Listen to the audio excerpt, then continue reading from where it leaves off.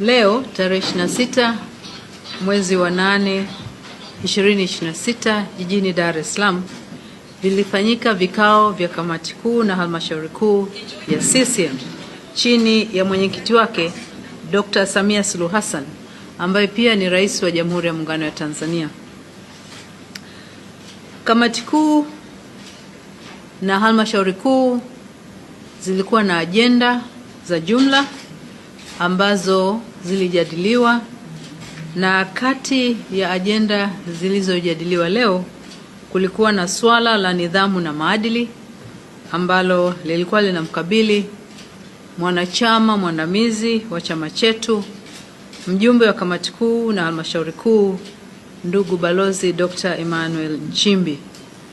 Na katika swala hilo vikao vyote vilijadili kwa makini masuala yaliyohusu nidhamu na maadili, na baada ya kuzingatia taarifa zote zilizokuwepo ilithibitika kwamba katiba ya Chama cha Mapinduzi pamoja na kanuni zake vilikiukwa. Kufuatia hayo, kwa kauli moja, halmashauri kuu ya Chama cha Mapinduzi ilipitisha uamuzi kwamba kutokana na mienendo iliyokiuka kanuni zetu zinazohusu nidhamu na maadili, ndugu Nchimbi afukuzwe uwanachama kwa mujibu wa kanuni zetu. Kwa hiyo tunapenda kuwafahamisha wanachama wote wa Chama cha Mapinduzi na wananchi kwa ujumla kwamba Chama cha Mapinduzi kimefikia uamuzi huo. Kwa hivyo kuanzia hivi sasa ndugu Nchimbi amefukuzwa wanachama na sio mwanachama tena wa Chama cha Mapinduzi.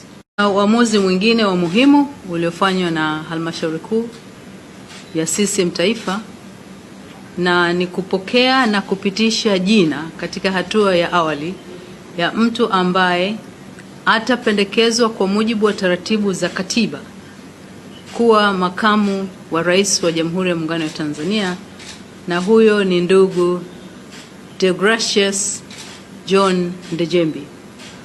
Halmashauri kuu kwa kauli moja imempitisha mwanachama wetu huyo kuchukua nafasi ya makamu wa rais, na hilo litafanyika baada ya taratibu za kikatiba kukamilika ambazo zinataka jina lake lifikishwe Bunge, na likipitishwa huko basi kwa mujibu wa katiba yetu taratibu za kumwapisha zitaanza ili akamate nafasi hiyo ya juu kabisa baada ya nafasi ya Mheshimiwa Rais katika taifa letu.